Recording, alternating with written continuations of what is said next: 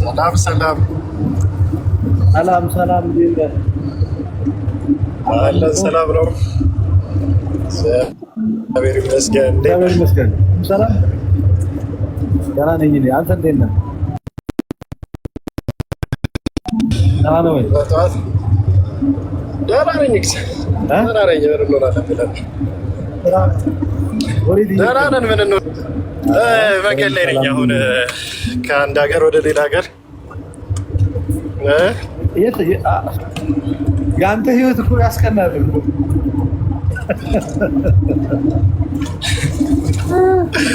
በባስ እያጓጓዝ ነው።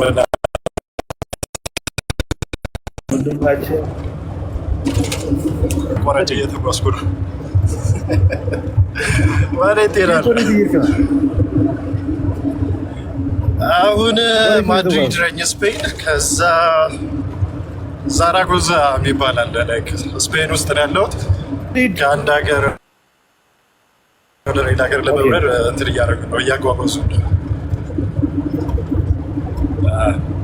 ትንሽ ኔትወርክ ባህል ላይ ይቆራረጣል። እንግዲህ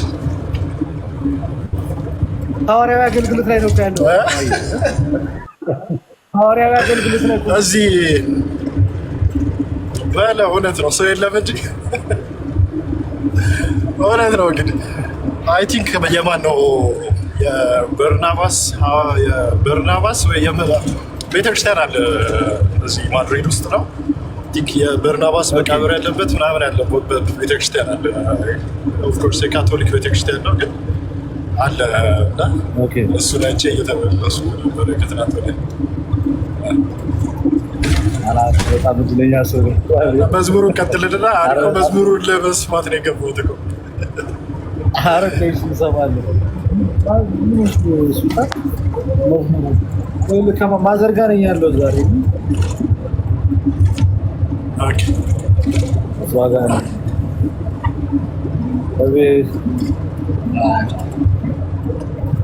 ቁርስ ልጋብዝ ምሳዬን እንብላ ምናምን ብላ። እውነት ነው ብላ የእናት ምግብ እኮ ይጣፍጣል። በጣም ደስ ይላል። ወንደ ላጤ መሆን እኮ ችግር ነው በእናትህ። ሁሌ እንቁላል ፍርፍር ብቻ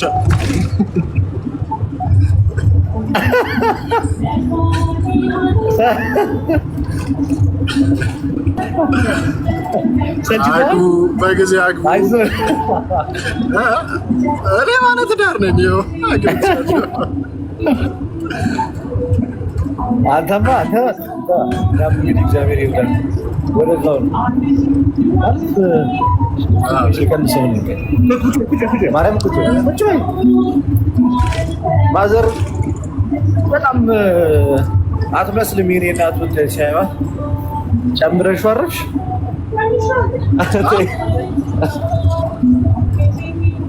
ማዘር ኦልሞስት እኩያ በለን ብታይ ቪዲዮ አብረን ለቀን ነበርን። አንድ ቪዲዮ ላይ አይቼ በጣም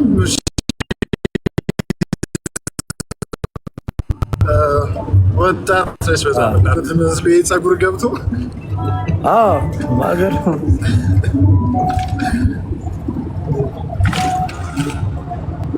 ደስ ይላል። የሚገርም ነው ብታይ።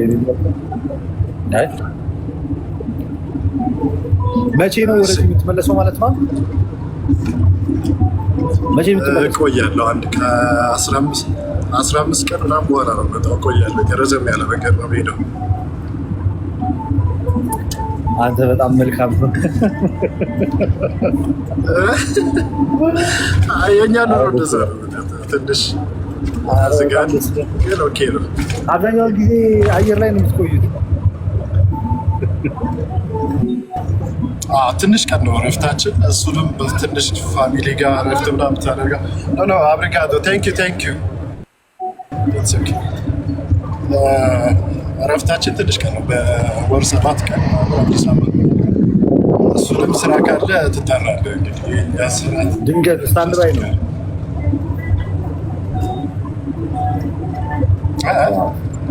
ስታንድ ባይ ነው በቃ አይደል? አይሰማም። አይ ቲንክ ኔትወርክ አንተ ጋር መሰለኝ በለው። በቃ ላይክ እንደዚህ በኢየርፎን ስለሆነ በሄድሴት ስለሆነ ትንሽ አይሰማም። ቀያችን ቀያበቁ ባህል ትንሽ ነው በቃ እንግዲህ ሃይዌይ ላይ ነው ያለሁት እንጂና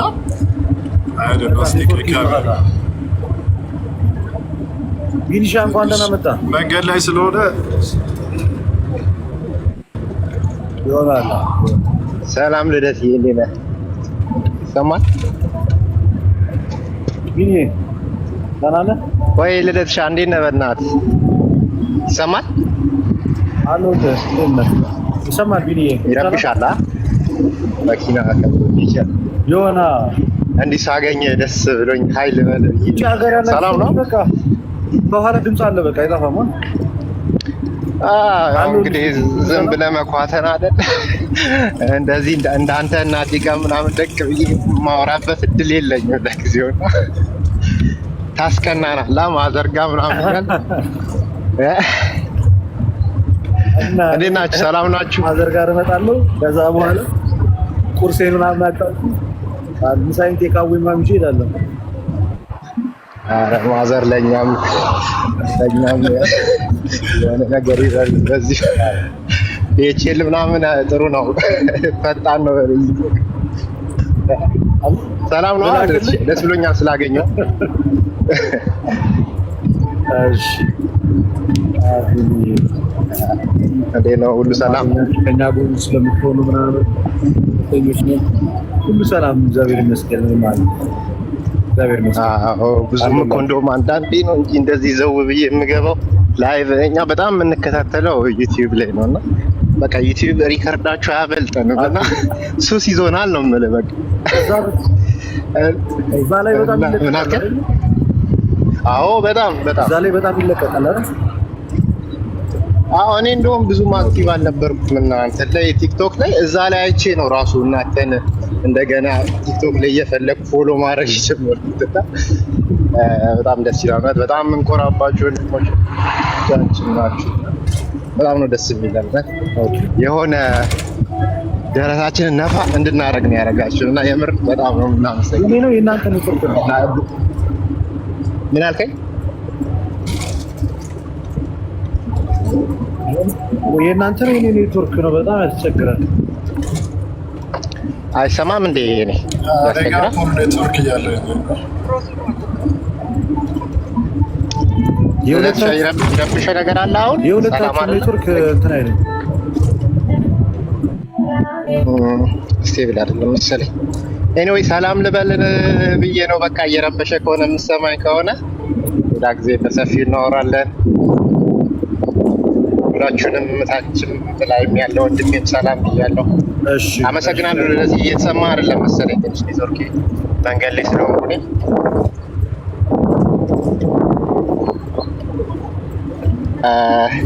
እስኪ አንዴ በቪዲዮ ሰላም ብሎ መንገድ ላይ ነኝና ሰላም ልበል ብዬ ነው የገባሁት።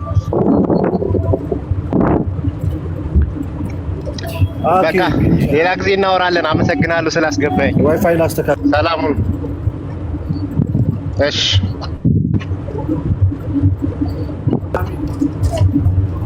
አሚን። እሺ ራማይማ ሃይዌይ ላይ ነው ጉዞ ላይ። እሺ እኔ ጋር ይሰማል የተወሰነ። ልደት አንድ ጥያቄ ልጠይቅህ፣ ከተመቸህ አንድ ጥያቄ ልጠይቅህ። ይሰማል?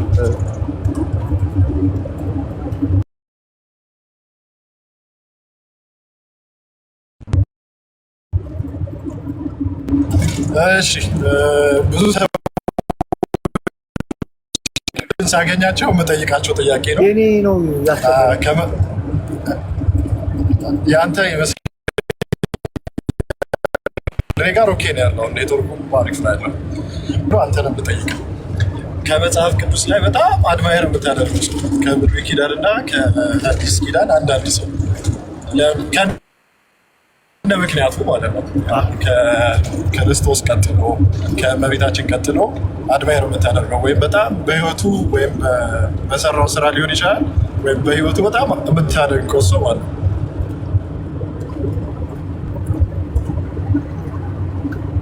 በጣም ደስ የሚል ጥያቄ ነው። በጣም ደስ የሚል ጥያቄ ነው። ከብሉይ ኪዳን ለመናገር ያው አንደኛ ተጠቃሽ ለኔ ይስሐቅ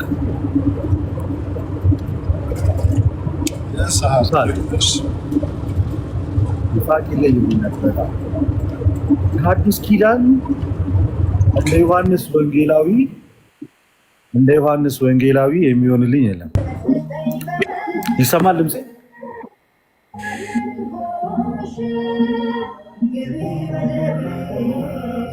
አይ ቲንክ የኔ ነው የስልክ ገባበት መሰለኝ። አልሱ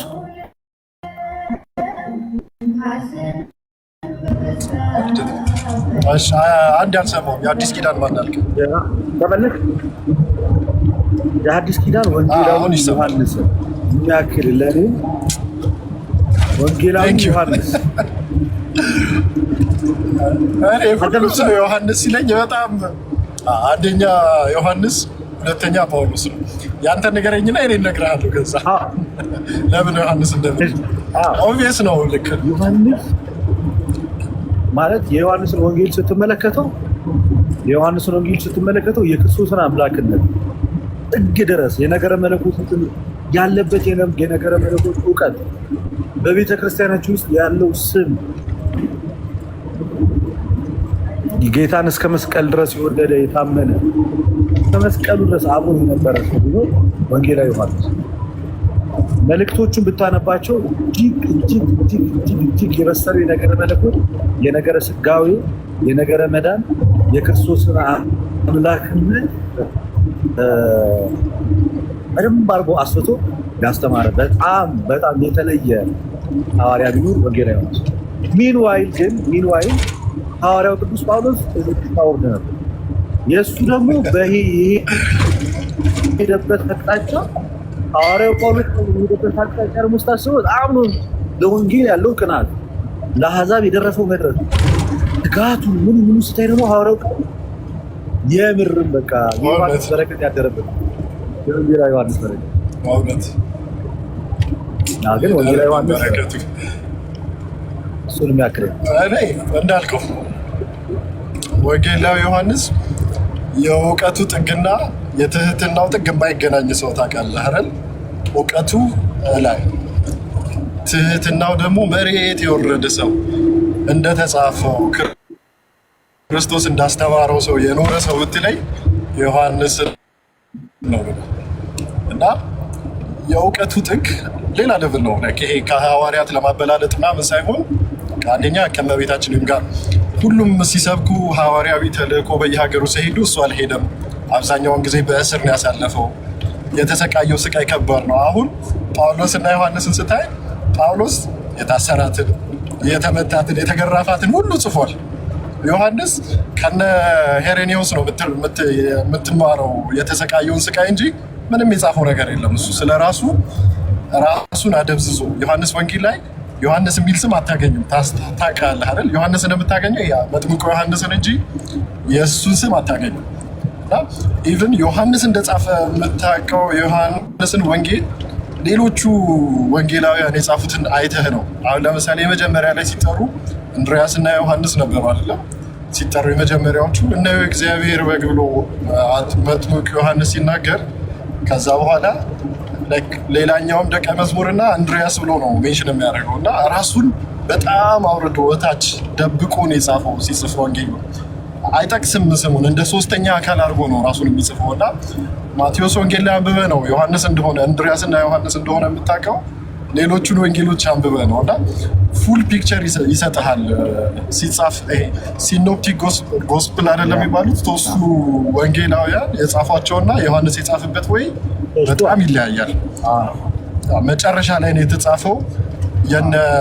ያልተጻፉ ታሪኮችን ታገኛለህ። ሶስቱ ላይ ኮምፕሊት የሌሉትን ታሪኮች ዮሐንስ መጨረሻ ስለጻፈ ሌላ ታገኘዋለህ። መጨረሻ ላይ ብቻውን ስለጻፈ አዚን ላይ ሁሉም ካለቁ በኋላ ተሰውተው ካለቁ በኋላ የጻፋቸው መጽሐፍቶች ናቸው። አምስቱም መጽሐፍቶች ማለት ነው። እና የነ ኒቆዲሞስ የቃና ዘገሊላ ታሪክ በጣም ጠቃሚ የሚባሉትን ታሪኮች የምታገኘው ዮሐንስ ወንጌል ላይ ነው። ከዛኛው ደግሞ የአጻጻፍ እንትኑ በጣም ከበድ ያለ ነው። ሲጽፍ ታሪኩንም ታውቀዋለህ እንዴት እንደጻፈ አይደለም ሲጀምርና ከዛ በኋላ በመጀመሪያ ቃል ነበር፣ ቃልም በእግዚአብሔር ዘንድ ነበር፣ ቃልም እግዚአብሔር ነበር ብሎ የጻፈበት መንገድ በጣም ይገርማል። ከዛ በኋላ ታሪኩን ታውቀዋለህ። ከዛ አንድ ሰው ዮሐንስ የሚባል መጥምቁ ነበረ ምናምን ብሎ ወደ ኖርማሉ ይገባል። ከዛ በኋላ ስቲል ግን የጻፈበት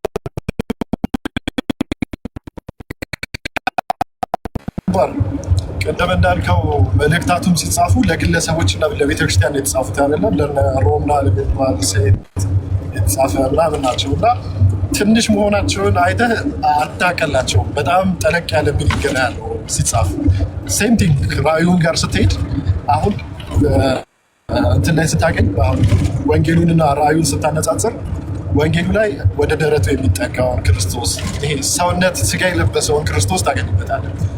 ታመመ፣ ደከመ፣ አለቀሰ ምናምን እየተባለ ስጋ የለበሰውን ክርስቶስ አለ አይደለም፣ እሱን ታገኝበታል። ራእይ ላይ ስትሄድ ግን የምታገኘው ክርስቶስ ፒውር መለኮት የሆነው ነው። ወደ ሰማይ ካረገ በኋላ የስጋዊ እንትን ስላልነበረበት አለ አይደለም፣ ባየሁት ከኋላ የመጣ አይልና እንደ ሞተ ሰው ሆኜ የወደቅኩ ነው ያለው አይደል።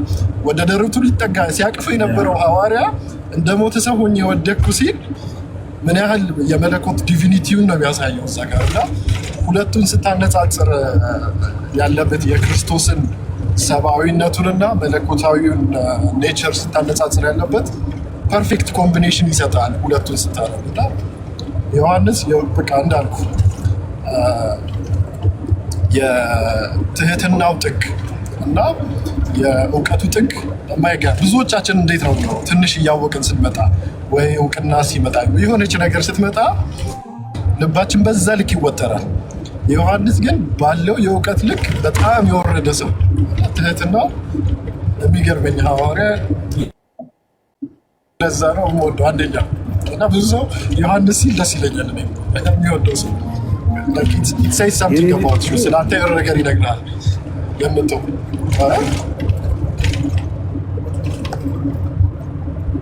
ዮሐንስ የተለየ ከብዙ በጥቂት በጣም አሪፍ ሀሳቦች ያነሳ፣ ደስ የሚሉ ሀሳቦች በጣም አሪፍ የምንላቸውን ሀሳቦች የተወደደ ሀሳብ እይታዎች ደስ ይላሉ።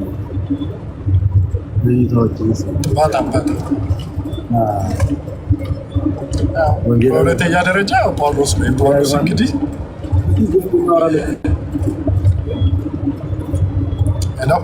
ሐዋርያው ጳውሎስ ይቆራረጣል። ጳውሎስ ደግሞ አፕሮቻቸው በጣም ይለያያል። ዮሐንስ እና የጳውሎስ በጣም የሚለያይ ነው። ግን ጳውሎስ ደግሞ የራሱ መንገድ አለው። ሲያስተምር የሚያስተምርበት መንገድ ቦልድ ነው፣ ደፋር ነው ስለ ክርስቶስ ሲናገር። እና ጳውሎስ ደግሞ በጣም ከኋላ የመጣ ከፊት የቀደመ የሚባል አይደለም የሚባለው። የጻፋቸው መልእክታቶች ያው ብዙ ሰው ሚስ ኢንተርፕሬት ይደረጋል የእሱ እንትኖች፣ በብዛት ደግሞ በፕሮቴስታንቲዝም። ግን እኛ ቤተክርስቲያናችን የምትፈታበት መንገድ አለ። ላመነ ሰው ወንጌልን ስታደርስ እና ለማያምን ሰው ወንጌልን ስታደርስ የምትጽፈው አጻጻፍ ተመሳሳይ አይደለም። እና ላመነ ሰው ስራውን ነው ላይ ፎከስ የምታደርገው፣ ክርስቶስን አይደለም የምትሰብክለት። የክርስቶስን ሕይወት እንዴት መኖር እንዳለበት ታስተምራል። ላላመነ ሰው ደግሞ መጀመሪያ ክርስቶስን እንዲያምን እና በእምነት ጸድቃችኋል ሲባል ላላመነ ሰው ነው እንጂ ላመነው አይደለም። ኦልሬዲ በመዳን ትጀምርና ከዛ በስራ ትቀጥላለህ ማለት ነው። እና ጳውሎስ ሲጽፍ ትንሽ ሚስ ኢንተርፕሬት ይደረጋል የጳውሎስ መልእክታቶች በሌሎቹ እምነቶች ማለት ነው። እና ግን በጣም የተወደደ የምንወደው ሐዋርያ ወንድም እንደዛ ጳውሎስ መልእክታቱን ባይጽፍልን ኖሮ ክርስትናችንን እንዴት ዲፌንድ እንደምናደርግ ሳስበው በጣም ደነግጣለሁ። ጳውሎስ እነዛን መልእክታት ጽፎ ባያስቀምጥልን ያይታችሁታል። እንዴት ነው ዲፌንድ የምናደርገው? ዛሬ ላይ የሚጠፉትን ጥያቄ ታያችሁ። አብዛኛው ክርክር የጳውሎስ መልእክት ላይ ነው። ለአብዛኛው መልስ የሚሰጠው ደግሞ ከጳውሎስ መልእክት የሚገርመው እሱ ነው። አትደነቁ ጋይስ። ባይጽፉ ኖሮ ብላችሁ አስቡ። የሐዋርያው ጳውሎስ 14 መልእክታት ባይጽፋቸው ኖሮ ምን ነው ነበር? እንዴት አድርገን ዲፌንድ እናደርጋለን? አስባችሁ ትምህርቶቹ የጳውሎስ ባናገኝ ነው በጽሁፍ ባናገኝ ነው እንዴት አድርገን ሐዋርያው የጳውሎስ አጻጻፍ ይለያል። አጻጻፉ ራሱ ይለያል። የሚጽፍበት መልእክቶቹን የሚያስቀምጥበት መንገድ እያንዳንዱ ነገር በጣም በቃ የራሱ ቀለም ያለው በጣም በቃ ለክርስቶስ ያለው ፍቅር ደግሞ በጣም ያስገርማል። ለክርስቶስ ያለው ፍቅር በጣም አይ ቲንክ ኔትወርክ እኔ ጋር በጣም ያስቸግራል።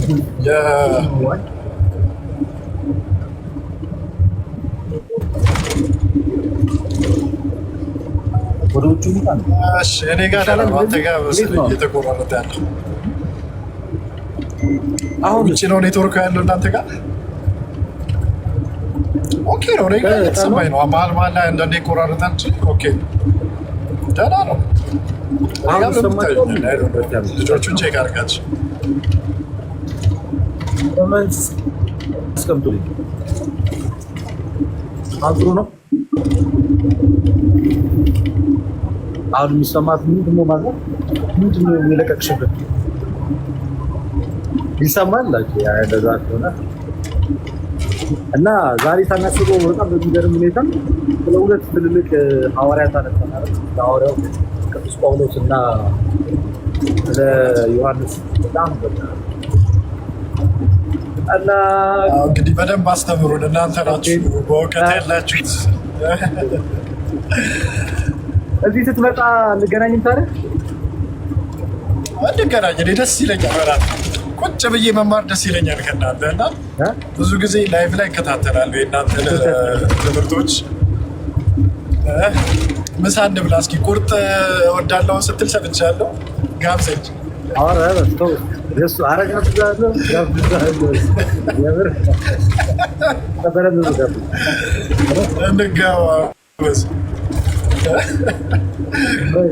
እንገናኛለን። ስላወራሁ በጣም ደስ ብሎኛል። እቺን ንግግር እንቀጥላለን።